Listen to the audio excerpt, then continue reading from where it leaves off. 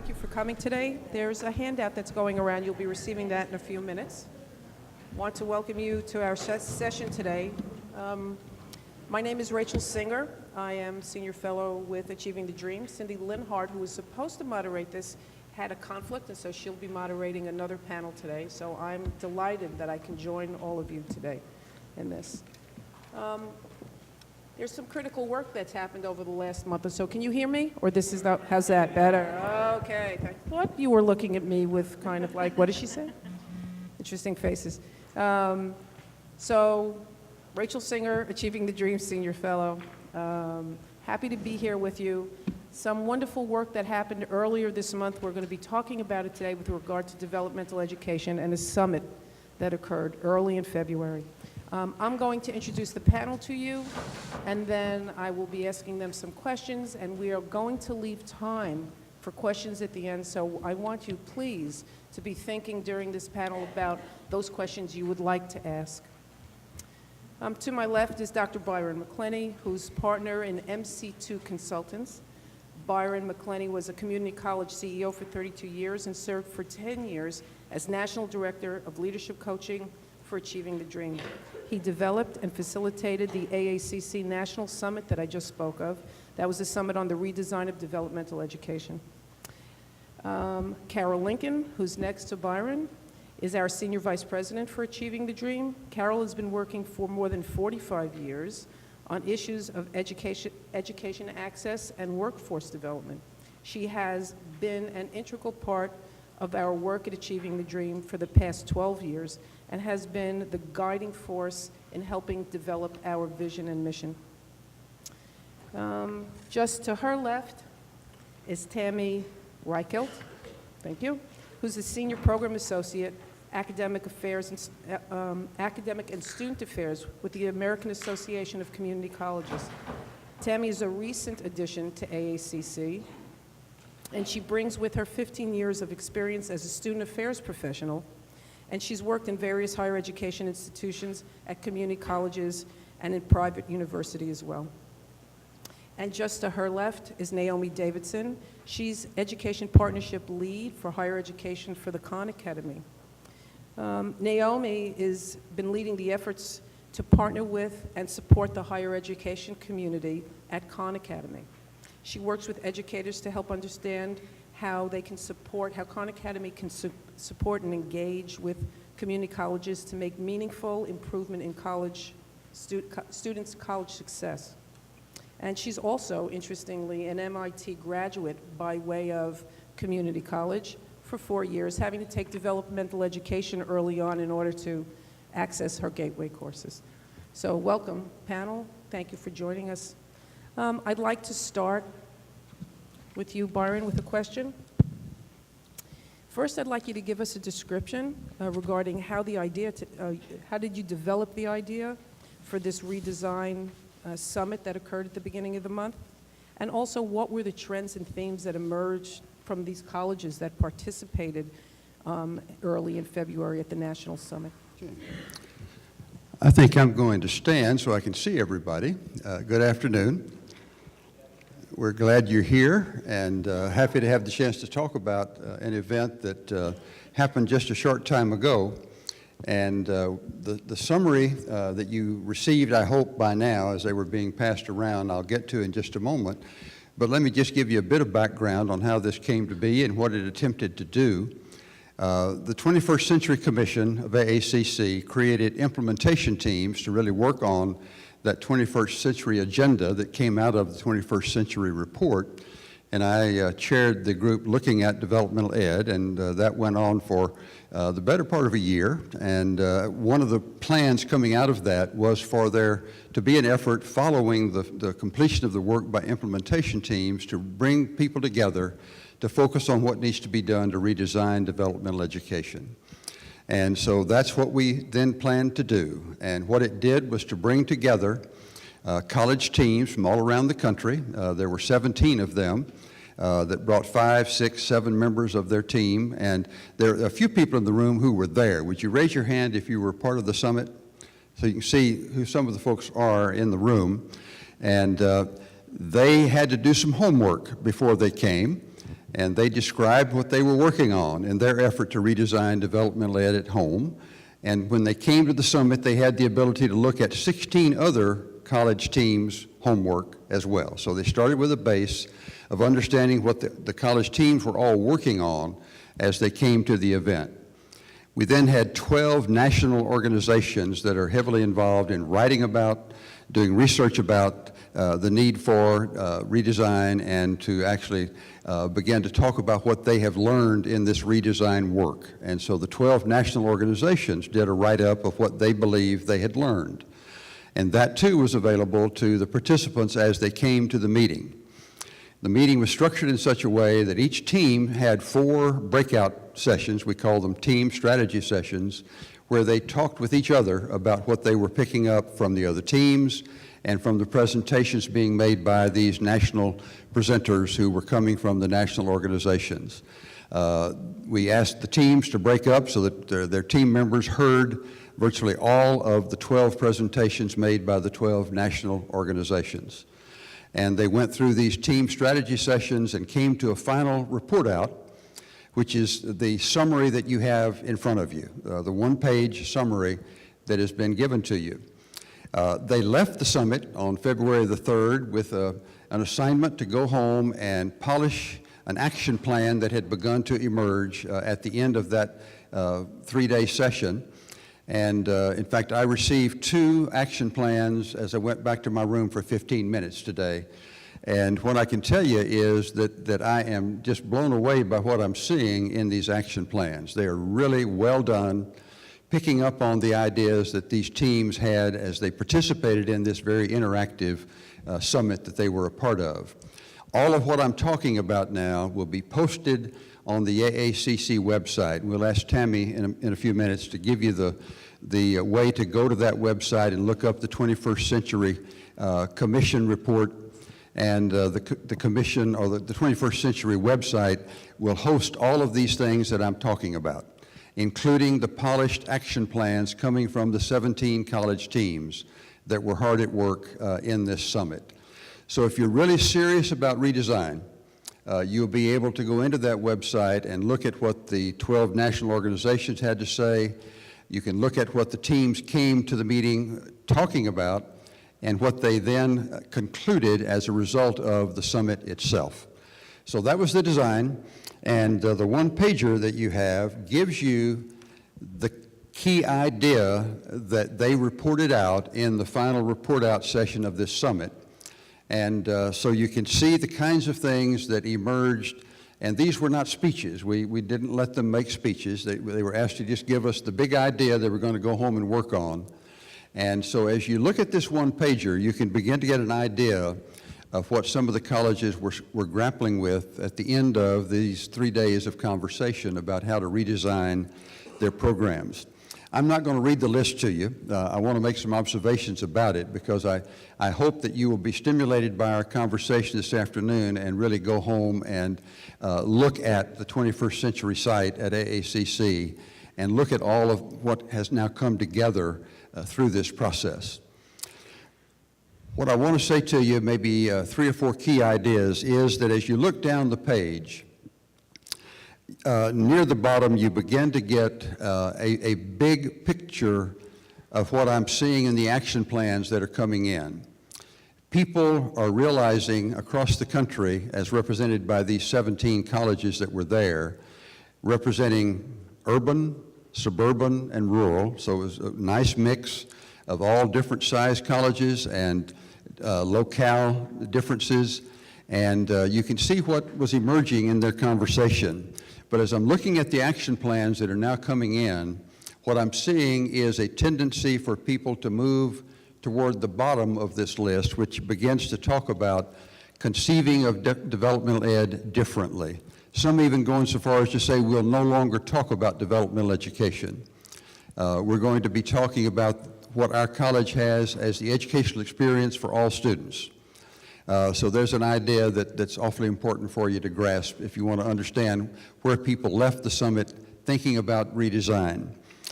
You'll see in the action plans, once you go to the website, that people are beginning to think about how to embed whatever is needed to help a student get into a program of study as soon as possible.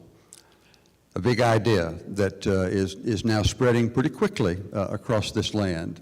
So how do we embed the basic skills needs into the program of study, and how do we get students into a program of study absolutely at the beginning of their experience in our colleges?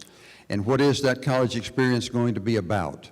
And how will we ensure that students accelerate through whatever basic skills needs they have quickly? So accelerate, accelerate, accelerate. And we also heard a lot about data, data, data. Colleges are committing themselves to really tracking what happens to students who walk in the front door not fully college ready. I have to tell you, quite frankly, that I was a little surprised that so few of them are currently doing the kind of cohort tracking that I think is called for. But it's the notion of following every single student who walks in the door who is not fully college ready, and to follow that student to the point of readiness and to see how they then do in the gateway courses, such as English composition, college algebra, an intensive reading course, anatomy and physiology. You know what those important high enrollment, high failure rate courses are. And so tracking students, every one of them, through that process of becoming college ready and through whether or not they succeed in that gateway course.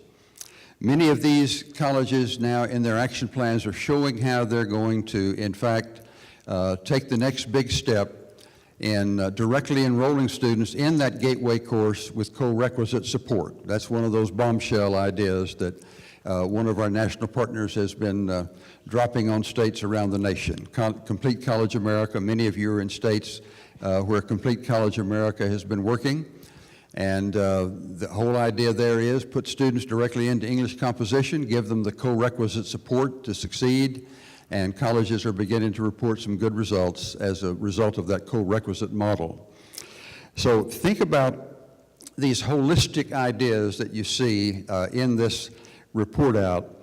Realize that there really is significant redesign work going on all across the land, and these are just examples of what 17 teams reported out as they went through this process of doing homework, participating in the event, and then saying, so what? What does it matter to us as we go home?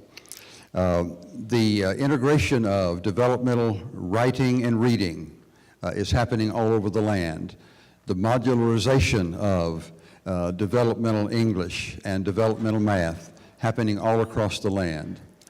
You'll see references here to alternative math pathways, and 3 of the national organizations, 2 in particular, focused on that almost exclusively. Carnegie Foundation for the Advancement of Teaching and the Dana Center were both there talking about the work they have going on around the country to send students toward college statistics or toward quantitative reasoning as the alternative pathways to going toward college algebra.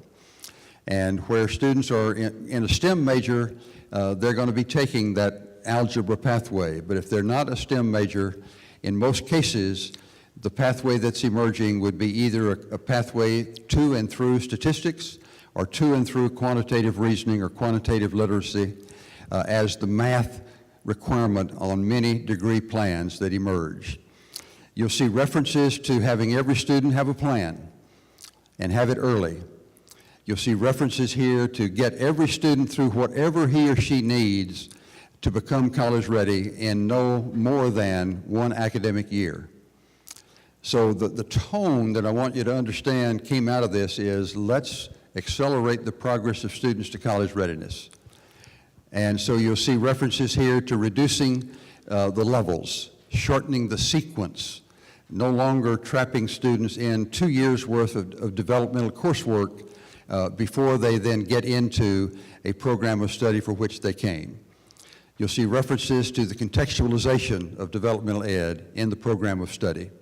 So I'm going to stop there. Rachel showing me the clock, and she's going to pull my coattail in a moment. But you've got the 1-page summary of what each of the 17 teams said was the key idea that they needed to go home and work on, and they're now sending in their action plans that'll be available to you on the AACC website. Thank you, Byron. Carol, so building on the things that Byron was just talking about regarding what came out of the summit and the list of things that he's sharing with folks, what do you see Achieving the Dreams work, how that fits in with this, and the way in which we are looking at moving forward in this field of developmental education? Thank you, Rachel. I'll follow Byron's lead and stand because it is better to see all of you in the back, and maybe you can see us better too. I want to just go back a bit before the summit. And first of all, I want to ask, how many of you in the room are part of Achieving the Dream? Okay, so we're talking to the ones that have been working on this for a long time. All right, then I'll make the history lesson short. There was, though, a collection of 15 colleges that had been working really, really hard for a number of years, fairly recent years. They were part of something called the Developmental Education Initiative. How many of you might have been part of that? Just a few. Wow, you're the only one. Ohio, right? So there were 15 colleges that were working very, very hard on trying to scale up what they had learned about developmental education. And after a number of years of that work, we tried to synthesize what some of the major lessons were from it. And a couple of big things came out of it that are very, very consistent with what the summit was emphasizing and what many of the summit participants decided they wanted to work on when they got home. And one of the big points from that work was you really needed to better understand the diversity of your students who are going into developmental education. That I think we've become more and more persuaded that it's not just one strategy that works for all of your dev ed students. The co-requisite model that Tennessee and others are putting in place, we're going to be really studying that closely to see how well that works for a variety of people. But there's probably a group of people that doesn't work as well for. And we want to make sure that we really understand who our students are, which strategies are working best for them. So Achieving the Dream learned from the developmental education work, the DEI initiative, that you had to pay attention to that before you started jumping into the pool with a big idea for all. Another thing that came out of that work was that you really have to think about full college solutions. I think when Achieving the Dream first started, almost all of you were driven to work in the dev ed area because we asked you to look at your data and we asked you to find the places where students were dropping off the pathway to completion. More often than not, you were finding that that was in the developmental ed area, that people were leaving you before they got a chance to get into the rest of the program. So you put a lot of energy there, and you did a lot of good work, as did these 15 colleges in the DEI initiative. But I think now where we're at is we understand that this really has to fit into a larger college strategy, and we have to figure out how do you work on the dev ed, remedial ed issue in connection to what's going to happen to students next. And the first big thing that lots of people are talking about is to make sure that you don't stop just with the dev ed work, but that you make sure you get the student through the next gateway course. And I think you mentioned that as some of the things that people wanted to work on. So that's one of the things we've been talking about doing, was to try to establish with a group of colleges that might be interested, making a commitment to saying that they're going to get their students through dev ed math and the gateway math course or the first college credit math course within 1 year's time. I think that needs to be the next big commitment that we make. We know now how to accelerate dev ed experience. We know how critical it is to provide wraparound services and supports, but we've got to also be bold and say that we're going to get this done in a year's time, and we're going to find a way to do that. I'm not saying it's easy. We're still going to have to worry about students for whom perhaps that 1 year goal is really, really tough. But if you look at what the Carnegie Foundation for the Advancement of Teaching is doing through their Statway and Quantway alternative math modules, they are showing consistently for 4 years now that they can get a large, large number of their students through the first college math course within a year's time. Finish all the remedial ed, finish the first course in 1 year time. In fact, they have tripled the number of students that are doing that in half the time. So we have strong evidence it can be done at least with one model, and there's more models that are growing the evidence base. So I think that's what we have to do, is the next level commitment, is say we're going to put a time frame on this and we're going to get it done within a year's time. Another thing that, 1 minute, okay. Another thing that came out loud and clear and that we believe in was the importance of culture. The importance of making sure that the culture of the institution was really supporting the work. And it wasn't just Dev Ed folks trying to work on Dev Ed, but it was a deep understanding across the institution of how important it was for everybody to work together to make it possible for students who need help at the beginning to keep on going through the system. So I would say building a culture that respects and understands what the situation is of those who come less ready for college, and understanding that they've got talent, they've got the will, and they've got the ability to do very, very well at community college if we can help them get through the hardest part, which is really getting through the first year or so of their experience. Thank you, Carol. And that's a nice segue into the question for you, Tammy, in terms of what the challenges are with regard to students who come to our campuses and need both student affairs and academic affairs, and how to create some symmetry within the colleges around that work, and how they can be more collaborative to create more holistic answers for students. Okay. Well, I was going to say, historically, as we all know, our student affairs divisions and our academic affairs divisions haven't really played nice in the sandbox together. Most of our institutions have worked in silos over the years, and I think as we move forward and we're looking at the redesign, that we're all starting to come and work collaboratively together for the student learning outcome. So I think as we're talking about different challenges, there's also opportunities for these two divisions to work together and be more collaborative. We need to look at our student voices and find out what's working for them with our developmental education, the ones that have been successful in the courses, as well as those that have maybe challenged. And our academic advisors are working closely with those students, and they also need to be working closely with the faculty. So we need to make sure that as we're moving forward into our redesign and being collaborative, that we need to have everybody at the same table having these conversations so we're able to give out a clear, concise message so that we're speaking the same language as our faculty members are speaking, the student affairs are speaking the same language that we're hearing from our students. Because that can be a barrier and that can be a challenge if we're not all on the same page. As you can see from Byron's handout, a couple of the things that did come out of the summit that I was going to talk about in regards to the student affairs and the academic affairs working together is the increased holistic advising piece.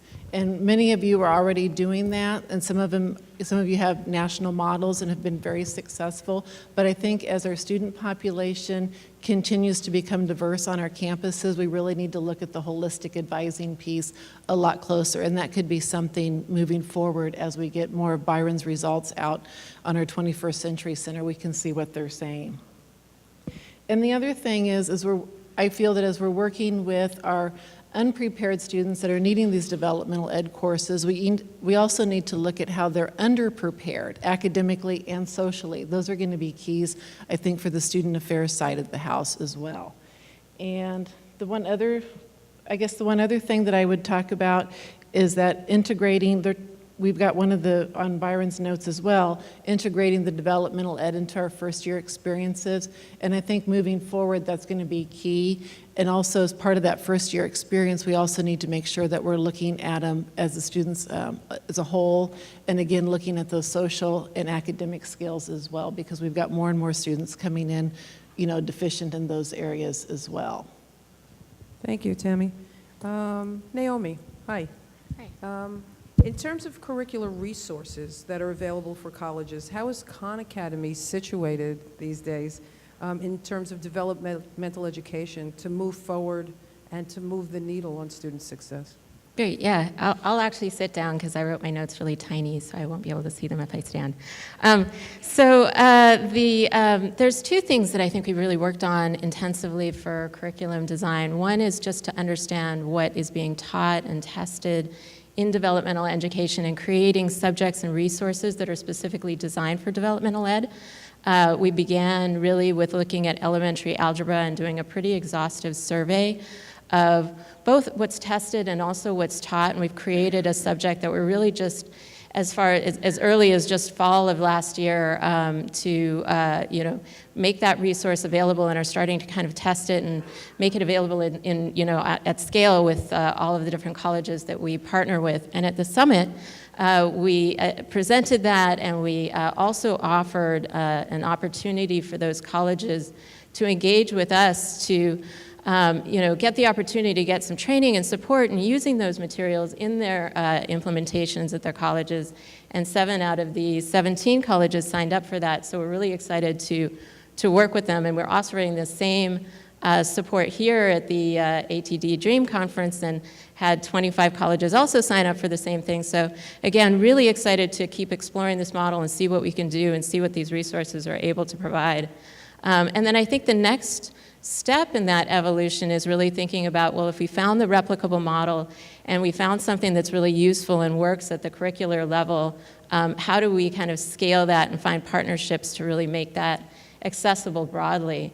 I'd also like to say that the way that we think about it at Khan Academy is to learn from the findings of the Carnegie Foundation and the AACC and ATD, and really incorporate that into our design parameters. And so, for example, I'm partnering with Carnegie on piloting these resources for their Statway program at one of the colleges that they're working with. So our hope is to really learn from the findings that you all are finding, and then do our best to really support that at scale with practice-based, acceleration-focused materials that are also competency-based, and kind of support all of the best findings on our platform. Great, thank you. So I'd like to ask a general question for the panel, and then we'll open it up for questions. If you can, just in a few sentences, a few words, where do you think this is going next in terms of this work that has happened at the summit, what the findings have been from those colleges, your experience, and what has to happen moving forward? Whoever would like to start first? Yeah, I'm going to start. Well, I really put one of my ideas out before Rachel, because I think when you say, where is this going next? I think where it's going next is that we have to be serious about saying we're going to get this done. We have to put some time frames on this. We have to say that we're going to put enough energy and resources in this that we are going to absolutely meet goals like the one I suggested, which is to get people through their remedial math and their first math for credit course within a year's time. And then figure out, what does that mean? Because basically, I think what you've been hearing, one word you've heard a lot about already in this session is acceleration. Accelerate, accelerate. We're trying to get people through this quickly as they can, efficiently as they can, so that they're not spinning their wheels and waiting until they get those credits and get those credentials. So I think that's what it has to be now. It can't just be, well, we're going to fix it and we're going to work on this reform or that reform. It has to be within the time frame of some goals, and then figuring out how we're going to get that done. So I think it's that. I think it's about building this into the pathway mentality, the redesign of pathways, understanding that students have to have a clear way of getting through college, and that means a clear way of where they go after they've had their developmental or remedial experience, however that is offered. And then the other thing I think we have to do is we have to keep an eye on, are we managing with all of this to serve all the students well? I've already heard from Virginia that their wonderful, wonderful reform work that's been going on is showing that it's working very, very well for the students that were testing 1 and 2 levels below previously on the old-fashioned way of qualifying for college.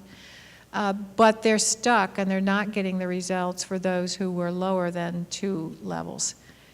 Now, Carnegie's got data showing that those students do okay on their model. Still not as good as they wish, but they do a lot better than they used to. So I think we have to keep our eye on that group and make sure that in the pressure to accelerate and in the earnest desire to help students get through as quickly as possible, we still keep an eye on those students who are going to maybe need a little bit more effort and try to figure out how are we going to solve the problems that they're facing. A couple of things that I would toss in that will build, I think, on what we've been hearing. One has to do with what I would call one of the major problems that for years we never solved, which is that we place too much emphasis on a single high-stakes test to place students into developmental education. And so you'll see one of the ideas that's on the handout you have has to do with multiple ways of diagnosing at the front door. And as you do that, and as we don't consign so many to the developmental courses, we are already in the process of accelerating their movement on a pathway that makes sense for them. So be following the work, the research on the multiple measures of diagnosing at the front door. And if you're still depending on a single high-stakes test, at the very least, have a very thorough refresher that takes place before assessment. But the encouragement coming out of the summit, at least from what I'm hearing and what I believe, is that we've got to be looking at multiple measures. So that's a big idea that I hope you'll take away. I think the other has to do with something I alluded to very briefly a while ago, and that is the contextualization. Colleges all over America now are working hard on contextualizing the needed basic skills in career programs. Some states, like the state of Washington, have been working hard on that for a number of years. Many others are now picking up the importance of that. Students who are in a career path, clear about what they want to do with their lives, don't need to be left in limbo for a semester or a year or even more to get the basic skills before they can start their career program. So starting a career course in their first term and having the skills needed in the basic skills or developmental studies area embedded in that experience is now an emerging trend that needs to be followed and ramped up. So contextualization, the holistic approach, I predict that we're going to see college after college across America deciding to really be clear about what the student experience is going to be. When you come to this college, here is what you will experience. Fewer options, many more things mandated, much greater clarity about the pathway that students need to pursue, and that will be an exciting era. I think it's going to be a decade unfolding in this way, but that's what I would predict. Let me take that from you if this is working. Tammy or Naomi? Yeah, I just wanted to add to that I think that one of the really promising models that you mentioned is the co-requisite model, and that I think that it fits really well with the contextualization approach. And it's an area that I see as being a high priority in terms of, one, understanding how that works and working with partners who are willing to innovate and really kind of figure out that model. So I'm always sort of putting in a plug to say, if you're looking for a partner who would be interested in helping you figure that out, I definitely would be, and am actively looking for folks who are interested in really figuring out how that would fit holistically through a program using data-driven instruction and kind of competency-based measures to be able to determine where you are and what you need to know in order to be successful in a program that persists through your whole college degree, more of a portfolio or competency-based approach to looking at your education. And I would just add, as Byron continues to collect these report outs from our participants at the DevEd Summit, to really go out and follow our 21st Century Center on our AACC website and really follow those reports and what those colleges are doing, because like many of you, they're leaders in this DevEd redesign, and so they've got some really great ideas that they're ready to take back to their colleges and implement. And I don't have a slide with our address, our web address, but it's aacc.nche.org. EDU, is it EDU? Okay, EDU, sorry, I'm still new. EDU, and then just click on the 21st Century Center tab, and there's all kinds of information out there for the DevEd Summit as well as our 21st Century Initiative. Thank you. Now it's the audience's turn. Questions?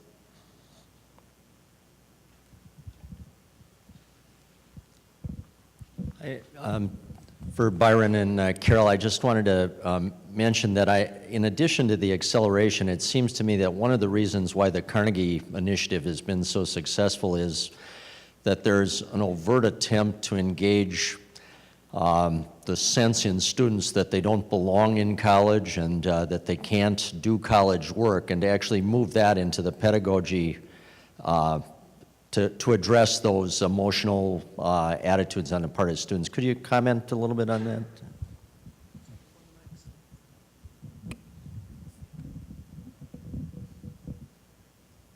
One good way to do that would be to go to the website of the Carnegie Foundation for the Advancement of Teaching and go into their pathways work, the Quantway and Statway, and look for productive persistence.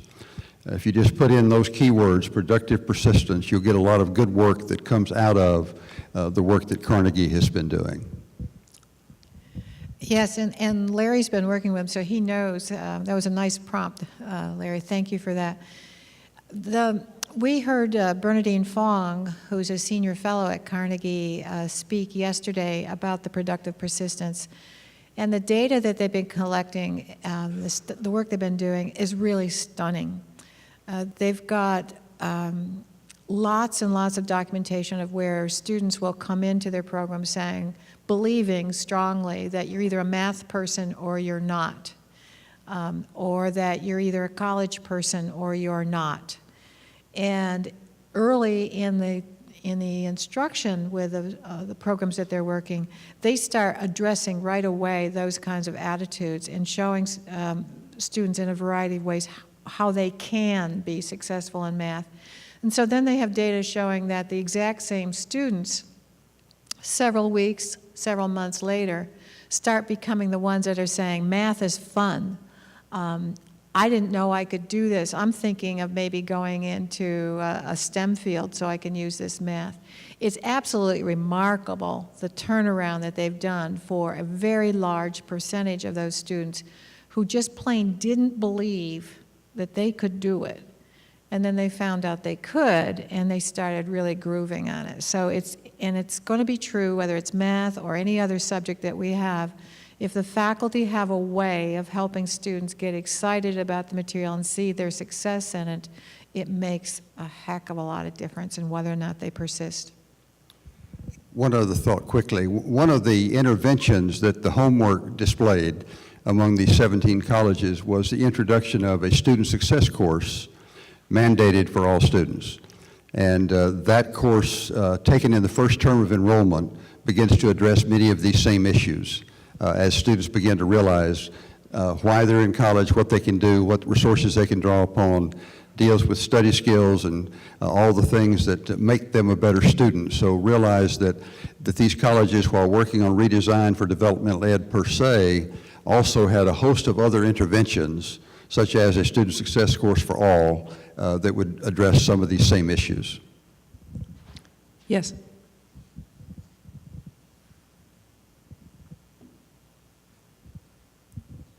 A question for the panel. In listening to the 17 colleges, I'm curious, I started as a math faculty member, and one of the gaps that I saw as a professor was the lack of recency for high school graduates coming into the community college system. At least in the state of California, there's only a 2-year math requirement, which students can complete even as early as their freshman year.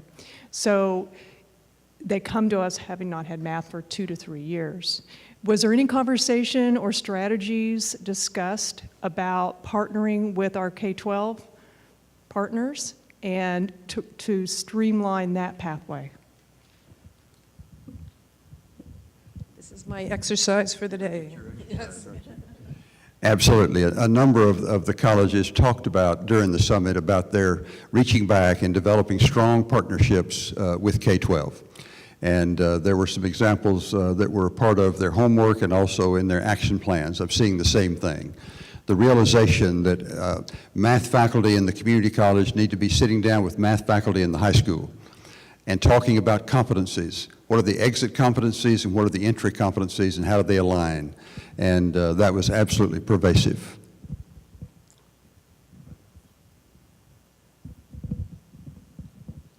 Anybody else? Questions?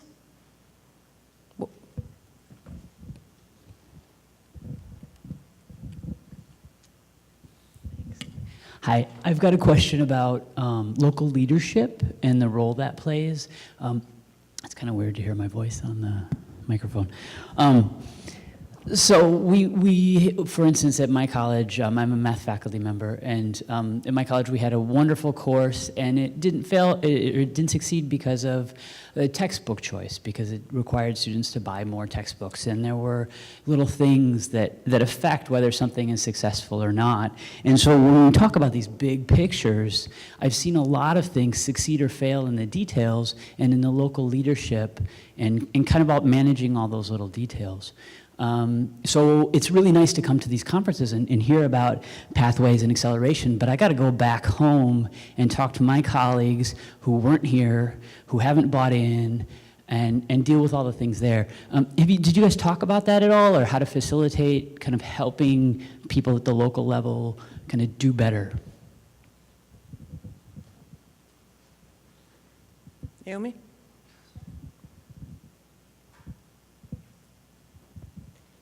Yeah, so I've actually seen this issue a lot, and I think that there's a couple different ways to approach it. And you know, with some of the colleges, if the support is already existing, you know, you kind of the job is a little not completely done. There's still issues, as you say. There's many elements to a successful program.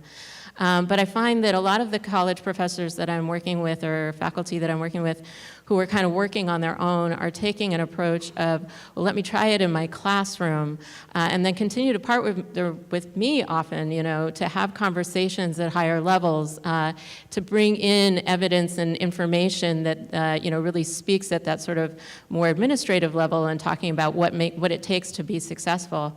You know, we were even having a discussion yesterday about, you know, achieving the dream, looking at some of those trends as well, to be able to add further weight to that discussion of like, these are the elements that really you see pervasively for successful rollouts and programs. And I feel like I've got a collection of what I've seen and have put it together and put it in front of folks, but I think that, you know, the weight of seeing it at the scale that Achieving the Dream and Ceci can do it is even more powerful. So I think, you know, in large part is that we need to provide resources for you to be able to have those discussions. You know, and I think we're getting there. We're getting more, you know, advanced in that way, but certainly have materials that I think are helpful and can help strategize about those discussions. Can I say something? So there's no question but what leadership is really important, and you need to figure out a way to get the right leaders at various levels at your institution behind what you're doing. I think, though, as Achieving the Dream institutions, we've all sort of understood that the data are really the things that we can use. Data are our friends, and they can help us with making the case to some of our leaders if we're trying to get support. So I would say that there is a growing body of evidence that some of these things we're talking about will make a significant difference. There were some papers on the table at lunch today from the gentleman, Warren Nichols, that gave us about what he's doing with the co-requisite model in Tennessee. The Carnegie website has a lot of data on what they're finding, how they're managing to improve results. And I think it's really important to be able to take some of these and build the case and saying, you know, this can be done, and I, as a faculty leader, as a champion, really want to be part of this reform work. I think that's part of what we got challenged by the chancellor this morning from the Los Angeles system, is that we have to speak up. And I think we can use the data to build our case and start finding the people within our institution that will see what a difference we can make. I believe almost everyone in this room is a part of an Achieving the Dream college, and I would encourage you to, to be talking with your leadership coach and your data coach as they make regular visits to your colleges. They can be good resources to you and make connections for you and help you have access to some networks that would be useful to you. So take advantage of those coaches when they make their visits to your colleges. And I would always also say, when you go back to your college, ask to have a conversation with your department about what your concerns are. And I know you're smiling that you may wind up with your back against the wall, but I think it would be a healthy exercise also for just to ask the question, what you came to this panel and this is what you've learned and what do they think about it? Any other questions? Yes? Where did I see a hand? I guess I have a question about this morning. This morning, I was in with, I think it was from Texas, talking about they have their own placement test, and there was a floor for students, and if they weren't in the 9th grade level, they were referred to adult basic ed, and I wondered if that was a trend, or how does adult basic ed play into other schools?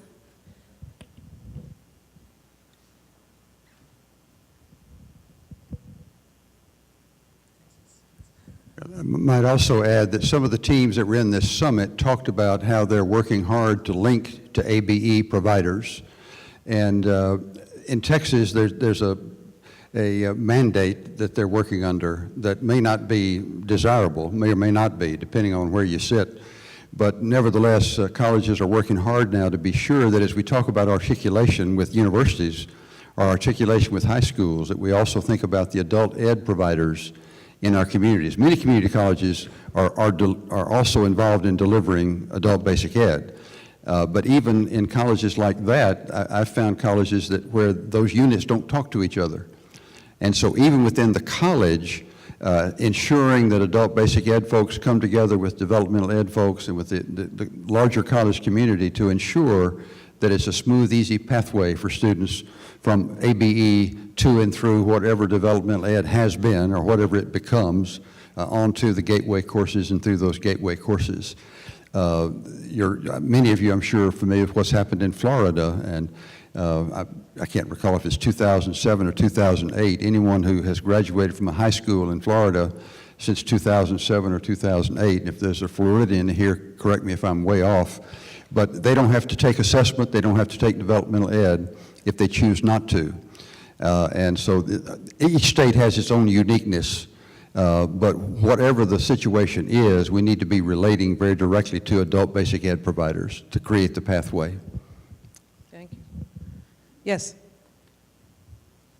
I don't think I need a mic, actually. I have a pretty I'm loud here voice. But so I would just add to that, for what it's worth, California also, we have a mandate as well to begin partnering and with our local high schools and our adult ed providers and finding gaps and things like that. So we just started the process. I know at my college, I'm looking to the other person from California too. It's, and I don't know if that's the trend, but I don't know if there's any other states here, if that's sort of a trend going on in your state. And how's that working?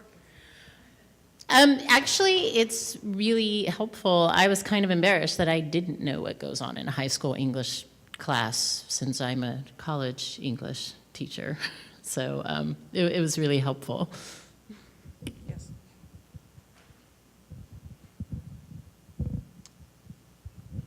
One of the things in California, we have 112 community colleges, and we have a lot of our students who a lot of times go from one district to another district. And you mentioned assessments, and one of the things I know California is talking about is standardizing assessments. Our struggle is our curriculum is students at one school may follow follow a curriculum pathway, and then go to another school and follow a different curriculum pathway. Is there any research that is addressing that particular issue?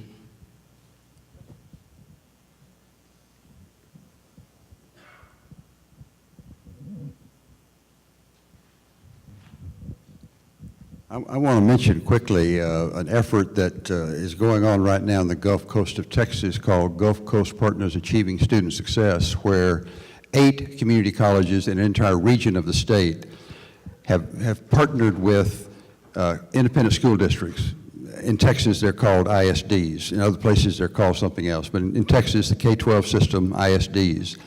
And so they have created this partnership, each college district having partnerships with the feeder ISDs, and work being done on curriculum alignment, work being done on how to approach creating a college-going culture in the high school, work being done to track students from grade 9 all the way through.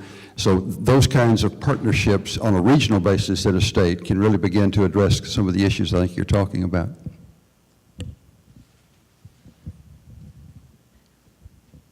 And this is specific actually for California. We're working with, you may have heard that the Department of Education funded a research grant looking at Khan Academy's effectiveness in community colleges, specifically for elementary algebra. And so we created a set of curriculum. It's the same developmental education curriculum that I was speaking of earlier. And we did a survey of a lot of different resources to try to find a common or a center of gravity of curriculum that would really be useful, broadly useful. And that's the curriculum that's being used in that study. And there will be roughly 36 colleges and 70 professors roughly involved in using it. And so I think it'll be a great opportunity, hopefully. We're testing now to make sure we've got the right set of materials. But hopefully that'll be a great opportunity to start to look to some kind of a set of a common curriculum that you can study that can get you through a common set of state tests. And we're looking at the MDTP and the AccuPlacer as ways to evaluate that.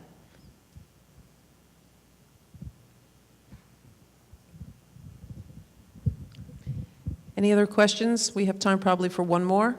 Yes, ma'am. Of course, you're all the way in the back. Hi, I'm Claire Norris, and I teach English at West LA College, and I coordinate ATD activities there. And I often teach developmental ed, and we're doing a lot of the interventions that you mentioned. We just piloted acceleration. We're talking about multiple measures.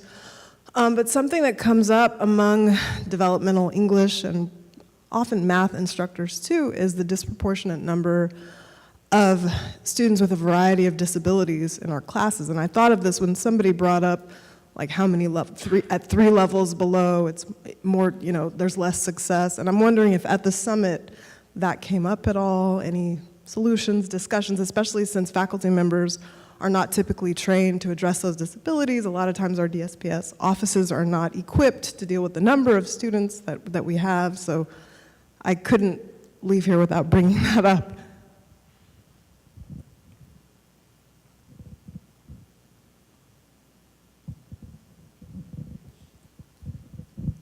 It came up in at least a couple of the team strategy sessions that I listened in on, and people are including that in a broad look at what kind of special supports do our students need. And so it starts with assessing what our students' needs are, being clear about an entering group of students and whatever needs they bring to the front door of the college, how do we create those special supports that they need. And you'll see references to embedding those support services into the programs. You'll see references in the action plans that you'll be able to see on the AACC website, that a couple of the colleges at least are doing a pretty good job of figuring out how to embed some of those services. And if it's a referral model that they're talking about, they have a strategy for how to ensure that the students get the help they need and don't have to flounder while trying to find it on their own. So you'll see all sorts of references to things like early alert systems. I'm spotting this student in my class who has a special need, and so there'll be an early alert that might go to somebody who can provide that help, and then to make the connection. So yes, it's kind of in that broad category of all the special supports, and that assumes that we understand what the needs are, which takes an all-out effort on the part of a college at the front door. Okay, I think we're at time. Thank you all for being a wonderful audience, and thank you to the panel for a very interesting discussion. Thank you.